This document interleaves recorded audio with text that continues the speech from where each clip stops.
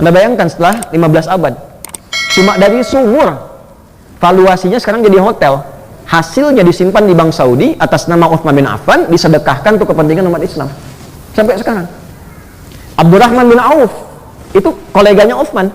Utsman tuh diajak sama Abu Bakar ngajak Utsman ngajak Abdurrahman bin Auf, diajak juga Arqam bin Abi Arqam yang masih muda, entrepreneur usia 17 tahun.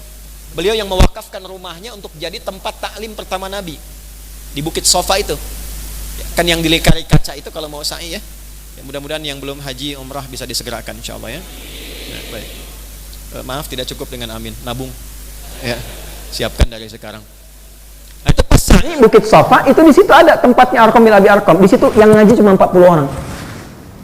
Ya, itu rumah entrepreneur muslim waktu itu, usia 17 tahun, masuk Islam yang ke-17, namanya Arqam bin Abi Arqam. Dari 40 ini orang ke-17, usia 17 tahun dan sukses.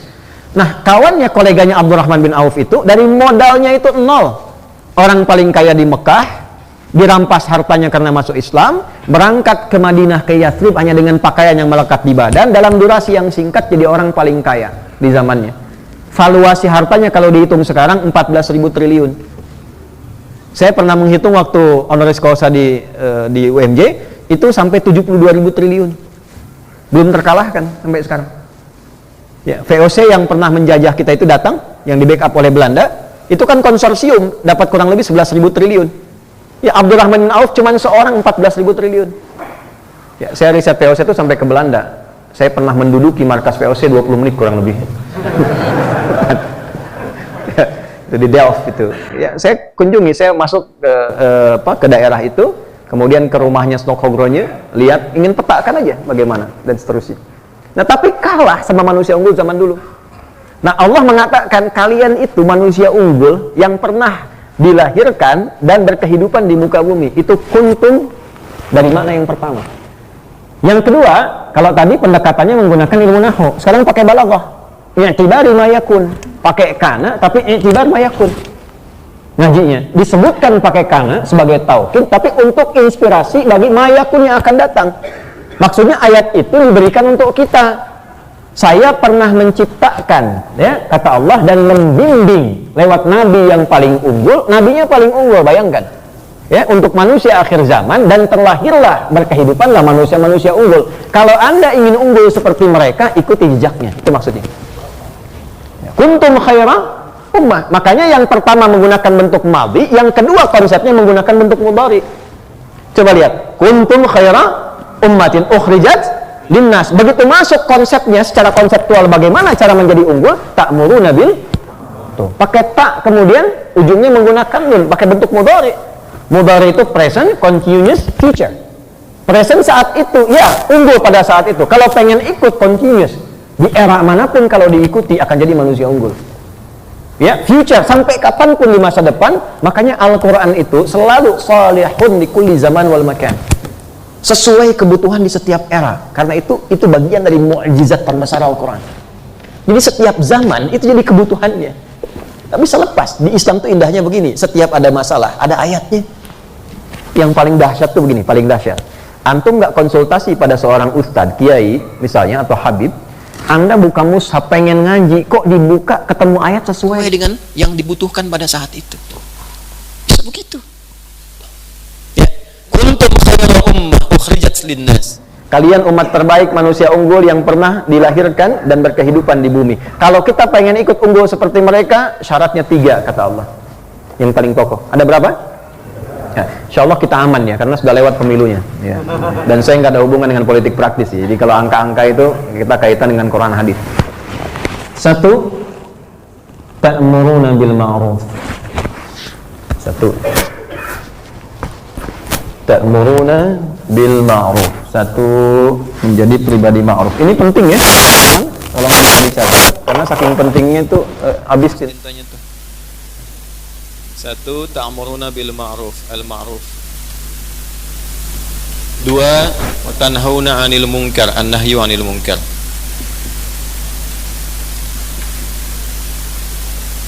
3, wa tu'minuna billah, al-iman billah. Ya. Manusia unggul kuncinya ini saja. Nanti saripatinya kita turunkan. Secara konseptual detailnya. Maaf, kita sampai jam berapa? Oh ya, siap. Saya jam 7 pulang, Anda sampai jam 8 di sini. Jam 8 di sini. Satu, ta'muruna bil ma'ruf, konsisten memerintahkan, mengajak berjamaah pada yang ma'ruf. Apa itu ma'ruf? 100.000? 500.000? Ma'ruf amin. Tolong kamera, tolong. Yang ini pakai ini orang ini. Alhamdulillah, betul. Gini, kalau buka terjemah, diterjemahkan tuh kebaikan. Kalau ilmu terjemah. Tapi kalau kita ngaji agak dalam, baik itu nanti ada 6 turunannya. 1, thayyib. Apa? Thayyib. 2, khair. 3, ma'ruf. 4, ihsan. 5, salih. 6, birrun, yang dikejar oleh para jemaah haji sekarang. Birrun untuk menjadi mabrur. Thayyib itu kebaikan fisik. Bahasa kekiniannya sehat. Sehat dan baik, itu thayyib. Karena itu ayat thayyib disandingkan dengan ayat makanan. Di Al-Baqarah ayat 168, ya ayyuhan nasu kulu mimma fil ardi halalan thayyiba. Silahkan bekerja, beraktivitas, minimal memenuhi kebutuhan fisik. Tapi tolong ya, perhatikan. Kata Allah, cari dengan cara yang halal, yang legal, jangan menyimpang. Jangan korupsi, jangan nyogok, jangan menipu dan sebagainya, dan turunan-turunannya, ya, dan sebagainya. Nah, kalau sudah mendapatkan itu, dapatkan dengan cara yang baik, yang halal, lalu konsumsilah yang menyehatkan tubuh. Misal, dapat 10.000 dari ngarit, alhamdulillah. Cari yang menyehatkan dari 10.000 itu. Jadi tidak semua harus diinginkan, itu harus dimakan. Yang dibutuhkan apa oleh fisik kita? Itu kalau ayat ini satu kalimat dipraktekkan aja, tubuhnya kuat. Fisiknya pasti baik, karena kalimatnya singkat Quran itu, nggak panjang-panjang. Yang menyehatkan tubuhmu itu dikonsumsi, yang dibutuhkan itu yang dimakan. Tidak semua yang diinginkan mesti dikonsumsi. Itu bahasa Arabnya thayyib. Jelas? Nah, jadi walaupun Anda ingin duren, tapi menurut kesehatan tidak baik, gitu ya, bagi Anda, ya jangan dimakan, sedekahkan. Ya. Ini thayyib. Ini kebaikan pertama. Tapi ini baru nilainya fisikal, karena hewan pun fisiknya banyak yang baik. Antum sama kuda kuat mana? Kuda. Jadi kalau baru sehat baru kuat, jangan bangga dulu, karena kuda pun lebih kuat. Ya, sama maung, sama harimau kuat mana? Harimau fisiknya lebih kuat. Ya, jangan salah, giginya aja yang tajam. Kalau di orang terkuat tuh tarik tambang sama maung tuh belum tentu menang. Jadi kalau mohon maaf, kalau fisik itu kuat, hebat, bodinya luar biasa, jangan bangga dulu. Karena kalau aspek kedua belum ada, itu bermasalah. Ya, bermasalah, hewan pun bisa mengalahkan. Ya, kan ada namanya thayyib, tapi 2 kali puasa, 2 kali lebaran nggak pulang-pulang kan? Padahal dia sehat, tuh kan? Nah, kedua ada khair, sifat. Akumulasi sifat kebaikan. Jujur itu khair. Sabar itu khair. Ya, rendah hati itu khair. Khair. Wal takum minkum ummatun yad'una ilal khair. Cobalah bikin grup, bikin jamaah, bikin kelompok yang sharing sifat-sifat kebaikan. Islam tuh begitu. Nah, teman-teman nih, mohon maaf, di kampus saya kan satu angkatan kumpul. Tadi malam saya kumpul dengan teman-teman angkatan di pesantren Doa Arkom. Sharingnya apa? Kebaikan-kebaikan. Apa yang kebaikan legasi bisa ditanamkan, yang bisa di-share satu dengan yang lain. Itu khair. Nah, umat Islam dimanapun berada, yang ditampilkan tuh kebaikannya. Khairun nas anfa'uhum linnas, sebaik-baiknya manusia itu yang bermanfaat, yang bisa menebarkan kebaikan. Itu jadi orang Islam tuh pasti otomatis komitmen punya sifat baik, itu khair. Nah, masuk cepat. Kalau sifat itu menjadi sikap, ini sifat yang mengiringi fisik. Jadi jangan cuman kuat, tapi kekuatan ini mesti diisi dengan sifat-sifat baik. Ya. Untuk apa tampilan bagus, berdasi, keren, hebat, tapi koruptor juga, tapi pencuri juga, kan? Itu tidak diinginkan. Yang bagus itu tampilannya bagus, elok, sehat, baik. Saat yang bersamaan ia pribadi yang menawan dengan sifat-sifat kebaikannya. Kalau sifat ini menjadi sikap, dipraktekkan. Jujur itu sifat. Kalau ada orang menyogok lantas dia menolak dengan cara yang elegan, itu sikap namanya. maka berubah dari khair menjadi ma'ruf. Jadi apa? Ma'ruf. Implementasi sifat menjadi sikap, itu ma'ruf. Karena itu khair baru ngajak, awas, tapi ma'ruf memerintahkan. Coba lihat, cek ya ayatnya. Ketika da'a yad'u itu khair, tapi ketika amara ya'muru itu ma'ruf. Ta'muruna bil ma'ruf, bukan tad'una. Ya, turun dulu sedikit ke ayat 104 di Ali Imran. Wal takum minkum ummatu yad'una ilal khair. Tapi setelah itu wa ya'muruna bil ma'ruf. Ya'murun dengan ma'ruf, amar ma'ruf. Ya, tapi kalau dakwah khair, dakwatun ila khair. Kenapa menggunakan kata ma'ruf? Karena saat seseorang itu mau memerintahkan, secara psikologi yang diperintah itu melihat. Dipraktekkan tidak oleh yang memerintahkan itu. Saya ustadz bicara pada Anda, katakan yang baik-baik dalam hidup. Ya, jangan sampai kita kemudian menggunakan lisan kita pada yang tidak baik. Tapi kemudian saya pandai menggunakan itu pada yang tidak baik. Anda kan jadi bingung. Ternyata ustadz benar tuh gitu kan? Nyuruh kita berbuat baik tapi lisannya sendiri tajam. Nyuruh kita berjamaah, dia tidak berjamaah. Ya, orang tua minta pada anaknya, bapaknya bilang ke anaknya, nah, sholat ke masjid. Bapaknya ke masjid, anak pasti nanya. Ya, bapak juga enggak katanya. Kata ibu, nah itu airnya tolong, ya jangan terlalu boros, tutup kerannya. Itu mama nyuci piring belum ditutup kerannya. Psikologinya demikian. Maka konteks ma'ruf ini memberikan kesan kepada kita, kalau ingin menjadi unggul, itu kita mesti minimal standarnya menggabungkan dua fase ini. Bentuk pribadi menjadi baik, sehatkan tubuhnya secara fisikal, dan isi nilai-nilai kebaikan di dalam keadaan fisik yang kuat itu. Sehingga itu menjadi sikap. Kalau semua sudah menjadi sikap, maka pribadinya menjadi baik, lingkungan sekitarnya terdorong baik. Jadi kalau ingin unggul, bahasa gampangnya begini, ini kan cuma satu kalimat tapi dalam. Kalau ingin unggul secara pribadi kita itu tata dulu kita secara pribadi menjadi baik. Konsepnya dua. Satu, maksimalkan kekuatan fisik kita secara fisikal untuk menjadi sehat. Karena kalau nggak sehat, mempraktekkan sifat baik itu tidak mudah. Tapi kalau fisik kita sehat, semua sifat kebaikan bisa ditebarkan.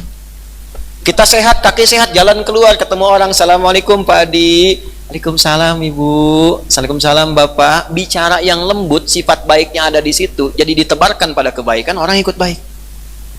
Makanya Nabi itu sederhana, cuman dilihat wajahnya, orang sudah terkesima, terinspirasi jadi baik. Tapi kan kalau Nabinya nggak sehat, nggak jalan, kan orang nggak bisa lihat.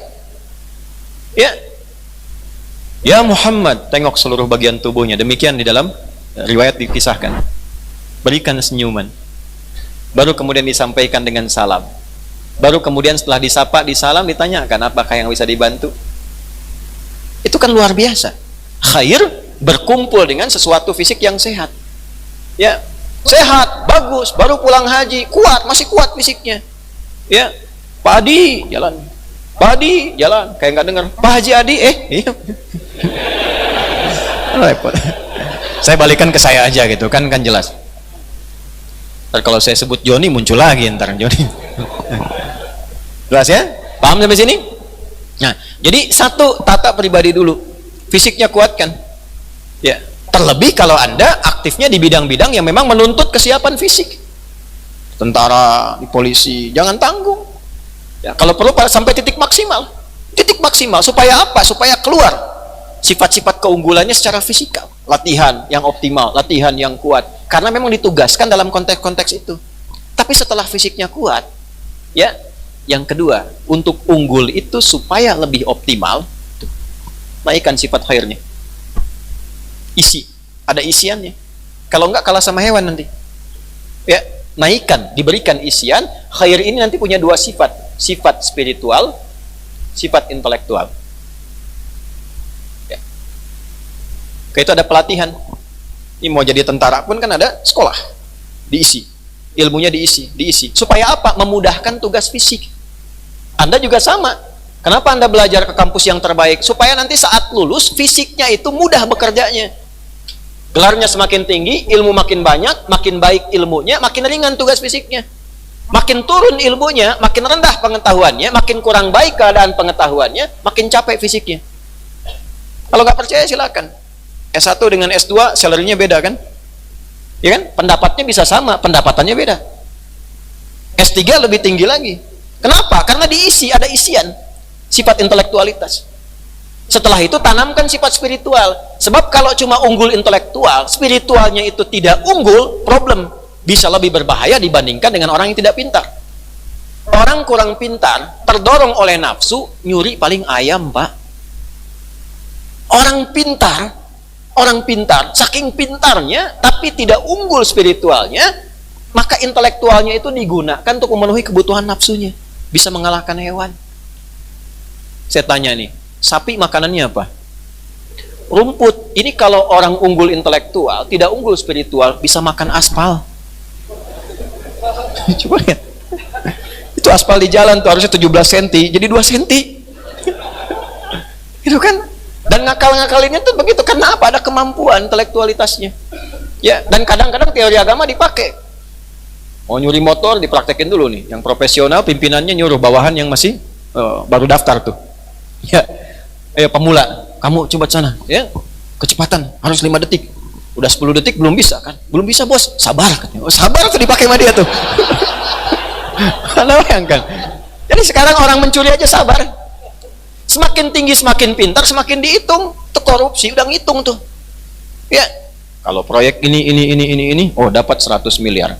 Kalaupun masuk penjara dihitung-hitung dengan hukuman sekian, remisi sekian, biaya 40 miliar, untung 60 miliar. Untung, Anda bayangkan tuh. Mohon maaf ya. Tapi kan betul.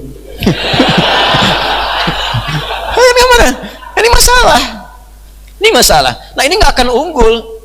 Jadi secara pribadi tidak unggul, bagaimana mungkin bangsanya unggul? Bagaimana mungkin masyarakatnya unggul? Pasti yang muncul masalah terus. Karena itu standar pertama, perbaiki diri dulu. Nah, kalau sudah dirinya baik, dipasang dengan nilai kebaikan, lalu menjadi sikap. Ketika sikap itu datang, sudah otomatis akan menyebar dengan sendirinya. Rakyatnya baik, mahasiswanya baik, dosennya baik, semua sikap dipraktekkan. Ketika semua sikap dipraktekkan, muncul keunggulan. Ya.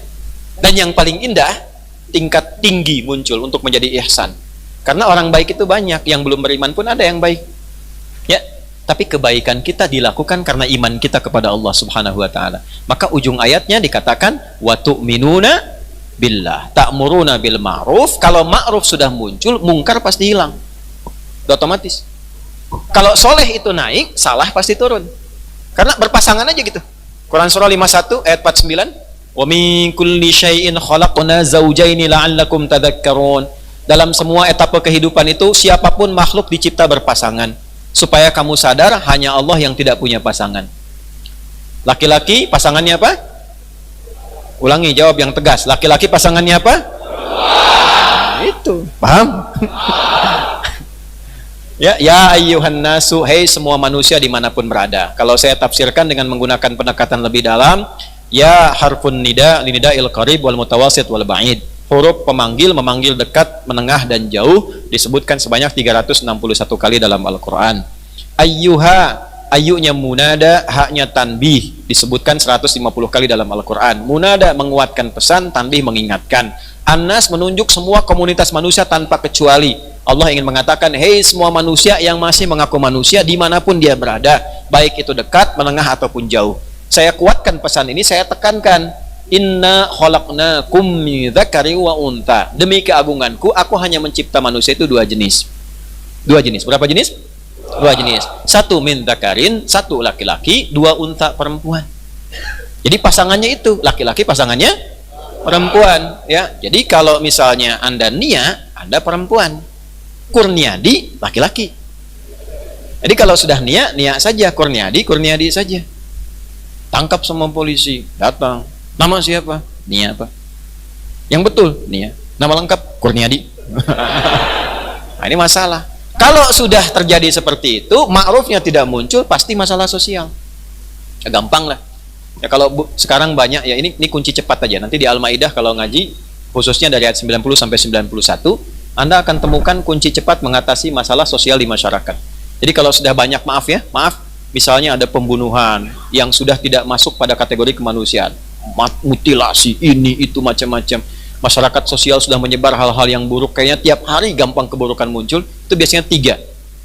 Masalah penyakit, mungkarnya itu 3. 1, judi, sudah menyebar. Yang kedua, mirasantika, sudah tidak terkendali. Yang ketiga, prostitusi, zina. Jadi kalau 3 ini muncul dan tidak dikendalikan dengan baik, maka dampaknya nanti akan muncul kemungkaran yang menyebar yang kadang tidak terprediksi sebelumnya, rata. Ya. Judi dulu offline, sekarang online, tersebar kemana-mana. Saya naik ke Pacet saja sudah menemukan. Ya, bayangkan orang ngarit ke bawah dari pagi sampai ke sore menjelang maghrib pulang, dapat 10.000, 5.000-nya dipakai slot. Enggak, ini masalah serius. Masalah serius. Jadi bagaimana kita pengen unggul? Kalau dalam kemungkaran saja belum bisa dikendalikan. Sekarang makin kompleks, offline jadi online. Sekarang Zeus aja jadi judi itu. Ya. Nah. Ya. Dunia sedang tidak baik-baik saja, gitu ya. Sedang tidak baik-baik saja. Dulu saya waktu mau ke Bandung, itu lihat, waduh, kok kenapa ini tokoh-tokoh inspiratif jadi pada di jalan? Ya, Batman sudah minta-minta gitu kan. Udah macam-macam di luar tuh. Transformer sudah mulai ngamen gitu ya. Ini kan jadi masalah tuh. Itu bahasa tingkat tinggi, mohon maaf ya. Iman billah. Kalau 3 ini disatukan, maka dia akan mengeluarkan perasaan saripati. Saripatinya secara singkat disebut takwa. Sebut apa? Takwa. Jadi kalau detilnya ini mau diturunkan, nanti kita akan temukan, kan ma'ruf gimana detilnya? Saya pengen menerapkan sikap baik, gimana detilnya? Mungkar itu seperti apa detilnya? Beriman kepada Allah seperti apa implementasinya? Nah, maka dipersingkat oleh Al-Quran, diberikan satu bahasa yang singkat, istilah yang singkat disebut takwa namanya. Detilnya disebutkan dan turunannya, derivasinya 258 kali dalam Al-Quran. Nanti dibagi 3 segmen. Ya, jadi kalau betul-betul pengen unggul, keluarkan 258 ini, yang sesuai spesialisasi Anda apa, tekuni di bidang itu. Jadi nggak harus semuanya. Ya, teman-teman di bidang apa? Pelajar, keluarkan sifat takwa terkait dengan ilmu. Anda bisnis, keluarkan konsep takwa dalam dunia bisnis. Anda di kesehatan, di kedokteran, keluarkan ayat-ayat takwa dalam dunia kesehatan dan kedokteran. Teman-teman di militer, keluarkan nilai takwa dalam konsep kemiliteran. Keluarkan semuanya. Dan dari jalan itu kita akan menemukan keunggulan. Ya, saya keluarkan outputnya dulu nih. Ya, hasilnya dulu. Contoh, takwa kalau betul-betul dioptimalkan dan unggul kita di bidang takwa itu, maka semua masalah mudah diatasi. Apapun itu. Ya. Bahkan anugerah-anugerah yang kita harapkan pun bisa datang dari sisi yang tidak kita duga. Quran surah 65 pakai dalil ya. Quran surah 65 di akhir ayat kedua, di awal ayat ketiga. Wa may yattaqillaha yaj'al lahu makhraja wa yarzuqhu min haitsu la. Nah, sekarang coba ngajinya jangan hanya dibaca dan dihafal, implementasikan dalam hidup. Waman, dan siapapun, mannya ismun mausulun yadullu alal fardiyatil amiyah, kata sambung konjungsi ngajak nyambungkan kita untuk mengamalkan ayat itu, yang ditunjuk pada secara personal tapi bersifat general. Maksudnya apa? Kalau ada man, itu posisikan ayatnya untuk kita, walaupun tawarannya berlaku umum. Saya Adi Hidayat baca ayat itu, posisikan Allah itu sedang bicara dengan kita, disampaikan surat ke kita. Waman, lewat Nabi disampaikan waman, dan Adi Hidayat, Adi Hidayat, jika engkau mampu meningkatkan takwamu kepadaku, fulan, fulan, fulan, rasakan ayatnya untuk kita, walaupun dibuka umum. Itu tawaran personal. Ya, tawaran personal. Wa may yattaqillaha, dan siapapun, saya lebih senang menerjemahkan siapapun. Ya, kan di musab-musab yang lalu dan barang siapa gitu ya. Nah, saya agak kurang cocok dengan terjemahan itu, karena sampai sekarang saya masih bingung. Dan barang siapa itu sampai sekarang belum temukan. Ya, belum ketemu sampai sekarang. Dan siapapun, yattaqillaha, lintas usia, mau kecil, mau besar, maaf, mau kaya, mau cukup, punya status, tak punya status, menikah, belum menikah, siapapun. Yattaqillaha, dia konsisten meningkatkan takwanya kepada Allah. Ada fi'il mudhari. Jadi bukan saat butuh ningkat, bukan. Besok mau ujian baru tahajud.